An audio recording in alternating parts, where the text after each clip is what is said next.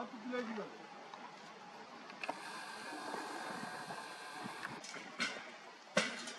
Nasıl sevineyim.